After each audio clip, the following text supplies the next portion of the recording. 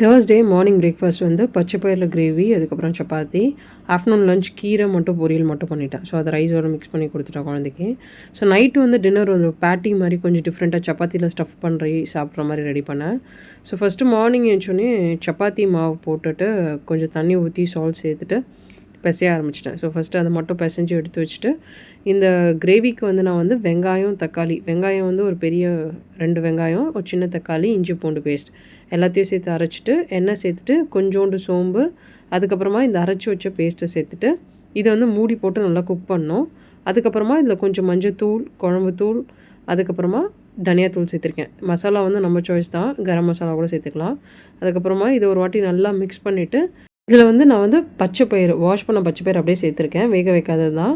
கொஞ்சம் கல் உப்பு சேர்த்துட்டு தண்ணி போட்டுட்டு நம்ம மூடி வச்சு குக் பண்ணோன்னா நல்லா குக் ஆகிடும். ஸோ உங்களுக்கு வந்து இதில் வந்து நல்லா குக்காக மாட்டிருக்குன்னா ப்ரெஷர் குக் பண்ணி கூட நம்ம சேர்க்கலாம். ப்ரெஷர் குக் எப்படி பண்ணோன்னு நான் வீடியோ போட்டிருக்கேன், கொஞ்சோண்டு தண்ணியில், அது வேணுமா செக் பண்ணி பாருங்கள். இல்லை ஃபைனலாக ஒரு 8 to 9 மினிட்ஸ் கொதிச்சோடனே கொத்தமல்லி சேர்த்தோன்னா ரெடி ஆகிடும். ஸோ இது சப்பாத்திக்கு தான் நான் குழந்தைக்கு கொடுத்துருந்தேன். ஆஃப்டர்நூன் வந்து நான் வந்து ரைஸ் ஊற வச்சுட்டு கீரை பொரியல் தான் பண்ணேன். ஸோ நார்மலாக எண்ணெயில் கடுகு, சீரகம், உளுத்தம்பருப்பு, பூண்டு, அதுக்கப்புறம் வெங்காயம் நல்லா வதங்கினதுக்கப்புறமா காஞ்ச மிளகா சேர்த்துட்டு நான் வந்து கீரை சேர்த்துட்டேன். நல்லா சாப் பண்ண கீரை இது. அதில் வந்து கொஞ்சோண்டு உப்பு, மஞ்சத்தூள் லைட்டாக வந்து நம்ம மிக்ஸ் பண்ண போது இந்த கீரை பார்த்திங்கன்னா அப்படியே சுருங்கி வந்துடும். ஸோ இதில் வந்து நான் மூடி போட்டு குக் பண்ணிகிட்டே இருப்பேன். ஓப்பன் பண்ணும்போது அந்த ஸ்டீமான வாட்டர் மட்டும் சேர்த்து நம்ம குக் பண்ணோன்னா நல்லா குக் ஆகிடும். ஒரு 3 to 4 மினிட்ஸ் நம்ம குக் பண்ணோன்னா இந்த கீரை ரெடி. ஸோ இதுதான் நான் லஞ்சுக்கு ப்ரிப்பேர் பண்ணது. நான் மார்னிங் சாப்பிட்ட பச்சை பயிறு ரொம்ப ஹெவியாக இருந்துச்சு. ஸோ ரைஸோடு நான் இந்த கீரையை மிக்ஸ் பண்ணி கொடுத்துட்டு 2 அப்பமும் கொடுத்தேன். அதே மாதிரி மார்னிங் பண்ண பச்சை பயிறு கொஞ்சம் சூடு பண்ணி அதையும் கொடுத்துட்டேன் குழந்தைக்கு. ஸோ இந்த கீரை வந்து நல்லா சுட சுட நம்ம ரைஸில் போட்டு சாப்பிட்டா ரொம்ப நல்லாயிருக்கும். அதுவும் இதுக்கு தேங்காய்க்கு பதில் வேர்க்கடலை போட்டால் ரொம்ப நல்லாயிருக்கும். டின்னர் வந்து நான் வந்து ஒரு 2 கேரட்டை ஃபுல்லாக திருவிட்டு, உருளைக்கிழங்கு பார்த்திங்கன்னா ஒரு 3 உருளைக்கிழங்கு, ஒன்றே ஒன்று மட்டும் பெருசு வேக வச்சு எடுத்துக்கிட்டேன். கரெக்டாக வந்து ஒரு 4 விசில்ஸ் வச்சேன். நல்லா குக் ஆகிடும். உங்களுக்கு வேணும்னா ரொம்ப பெரிய உருளைக்கிழங்கு தான் கட் பண்ணி விட்டு போட்டுருங்க. இதில் வந்து வெங்காயம், உருளைக்கிழங்கு, நான் வந்து ஒரு பன்னீர், ஒரு ஹாஃப் பன்னீர், இது ஒரு 100 கிராம்ஸ் பன்னீர் இருக்கும். அதுக்கப்புறம் சீஸ், அதுக்கப்புறம் மஞ்சத்தூள், அப்புறம் காஷ்மீரி சில்லி பவுடர், மசாலா நம்ம சாய்ஸ் தான். அதுக்கப்புறம் தனியாத்தூள் சேர்த்துருக்கேன். எல்லாத்தையும் நல்லா பிசைஞ்சிட்டேன். இந்த உருளைக்கிழங்குலாம் நல்லா மேஷ் ஆகிடும்.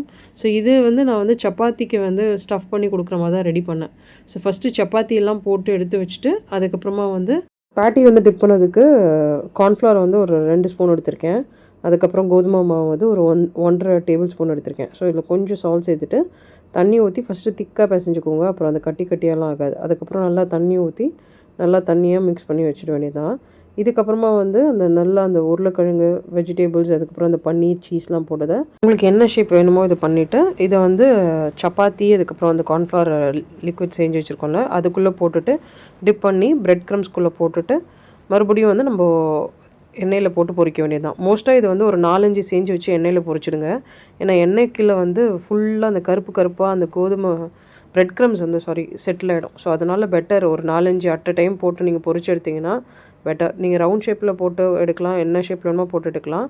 இது வந்து நான் நார்மலாக வந்து சப்பாத்திக்கு நடுவில் வச்சு நான் வந்து குழந்தைக்கு கொடுத்துட்டேன். ஸோ இது அப்படியே வந்து கொஞ்சம் வந்து இந்த மசாலா வந்து கொஞ்சம் லிக்விட் மாதிரி தான் இருக்கும். ஸோ சப்பாத்தியோடு சாப்பிட போது நல்லா இருந்துச்சு. ஸோ இதுக்கு தொட்டுக்கையில் எதுவும் ஸ்பெஷலாக வேண்டாம். உங்களுக்கு வேணும்னா நீங்கள் சாஸ், கொஞ்சம் வெஜிடபிள் ஸ்டஃப்லாம் பண்ணி செய்யலாம்.